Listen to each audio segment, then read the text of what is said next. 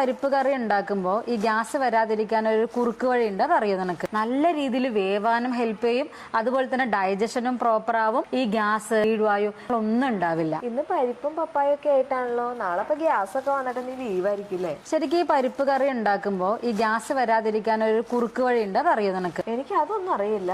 ഈ പരിപ്പ് പയറ് അങ്ങനെയുള്ള സംഭവങ്ങളൊക്കെ കഴിച്ചു കഴിഞ്ഞിട്ടുണ്ടെങ്കിൽ എനിക്ക് ഭയങ്കര ഗ്യാസിന്റെ ബുദ്ധിമുട്ടാണ്. പിന്നെ കീഴ്വായായി നന്നായി ബർപ്പ് ചെയ്യും, ഭയങ്കര ബുദ്ധിമുട്ടാണ്. അതുകൊണ്ട് കുറെ നാളായിട്ട് ഞാൻ ഈ പരിപ്പും പയറാനുള്ള ഒരു സാധനം കഴിക്കാറില്ല. ശരിക്കും ഈ പരിപ്പ്, കടല, പയറ് അങ്ങനെയുള്ള കാര്യങ്ങളൊക്കെ, അത് ഉണക്ക പയറ് വർഗ്ഗങ്ങൾ കഴിക്കുമ്പോൾ എന്തുകൊണ്ടാണ് ഇങ്ങനെ ഗ്യാസ് വരുന്നതെന്ന് അറിയോ? എനിക്കറിയില്ല. ശരിക്കും ഇതിനൊരു കാരണമുണ്ട്. ഈ പരിപ്പ്, കടല ഇതിലൊക്കെ കോംപ്ലക്സ് കാർബോഹൈഡ്രേറ്റ് ആണ് ഉള്ളത്. ഇതിപ്പം ഒരു കട്ടിയുള്ള തരത്തിലുള്ള ഒരു അന്നജമാണെന്ന് മനസ്സിലാക്കുക.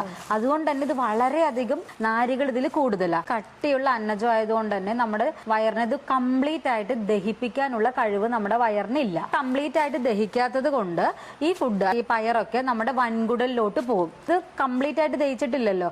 ദഹിക്കാത്ത ഒരു സാധനം എവിടെയെങ്കിലും നമ്മളിങ്ങനെ വെക്കുകയാണെങ്കിൽ അവിടെ എന്താ സംഭവിക്കുക?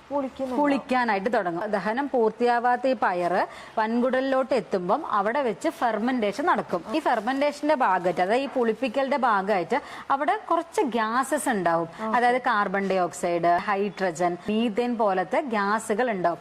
അതുകൊണ്ടാണ് വയറിന് ചിലവർക്ക് ഇത് കഴിക്കുമ്പോഴേക്കും വയറങ്ങോട്ട് വീർത്ത് വരുന്നു, അല്ലെങ്കിൽ കീഴ്വായുവിന്റെ പ്രശ്നം വരുന്നു, ഭയങ്കരമായിട്ട് മുകളിലൂടെ ഗ്യാസ് ഇങ്ങനെ തികട്ടി വരുന്നു. ഇങ്ങനെയൊക്കെ ബുദ്ധിമുട്ട് വരുന്നത് ഈ ഒരു ഗ്യാസ് പ്രൊഡ്യൂസ് ചെയ്യുന്നത് കൊണ്ടാണ്. നേരത്തെ ഒരു ടിപ്പ് പറഞ്ഞുതരാന്ന് പറഞ്ഞു, നീ ആദ്യം അതൊന്ന് പറഞ്ഞു. ഒന്നാമത് നമ്മൾ ശ്രദ്ധിക്കേണ്ടത് എല്ലാം ഇപ്പൊ പയറായിക്കോട്ടെ, നമ്മുടെ പരിപ്പായിക്കോട്ടെ, നമ്മൾ തലേന്ന് തന്നെ വെള്ളത്തിലിട്ട് വെക്കാനായിട്ട് നോക്കുക. അപ്പൊ ഈ വെള്ളത്തിലിട്ട് വെക്കുമ്പോൾ കുറച്ച് കണ്ടന്റുകളൊക്കെ, ഫൈറ്റേറ്റ് പോലെയുള്ള കണ്ടന്റുകളൊക്കെ റിലീസ് ആവും. അത് ഇത് വളരെയധികം ഹെൽപ്പ് ചെയ്യും. അതുപോലെ തന്നെ പ്രധാനമായിട്ട് ഒരു ടിപ്പ് ഉണ്ട്. കട്ടിയുള്ള അന്നജം ആയതുകൊണ്ടാണ് ഇത് ദഹിക്കാതെ വരുന്നതെന്ന്. അപ്പം കട്ടിയുള്ള അന്നജത്തിനെ സിമ്പിളാക്കി മാറ്റിയാല് കാര്യം ഈസി ആയിരിക്കും. അതിന് വേണ്ടി ഹെൽപ്പ് ചെയ്യുന്ന ഒരു എൻസൈം ഉണ്ട്.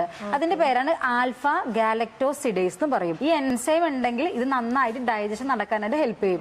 അതിന് വേണ്ടിയിട്ടാണ് ഈ പപ്പായ, ഈ കടല, പയറ്, പരിപ്പ് ഇതൊക്കെ കറി വെക്കുമ്പോൾ നീ ഒരു കഷ്ണം ഇതുപോലെ പച്ച പപ്പായയുടെ ഒരു കഷ്ണം ഇട്ടാല് നല്ല രീതിയിൽ വേവാനും ഹെൽപ്പ് ചെയ്യും, അതുപോലെ തന്നെ ഡൈജഷനും പ്രോപ്പർ ആവും, ഈ ഗ്യാസ്, അതുപോലെ തന്നെ ഈ കീഴ്വായു ഇങ്ങനെയുള്ള പ്രശ്നങ്ങളൊന്നും ഉണ്ടാവില്ല. ഇത്ര വർഷമായിട്ട് ഞാൻ പരിപ്പൊക്കെ ഒഴിവാക്കിയിട്ടിരിക്കുകയായിരുന്നു. ഇത് എനിക്കാണെങ്കിൽ ഭയങ്കര ഇഷ്ടമാണ് കഴിക്കാൻ. അപ്പൊ ഞാൻ പപ്പായ ഒന്നിട്ടൊന്ന് ട്രൈ ചെയ്ത് നോക്കട്ടെ.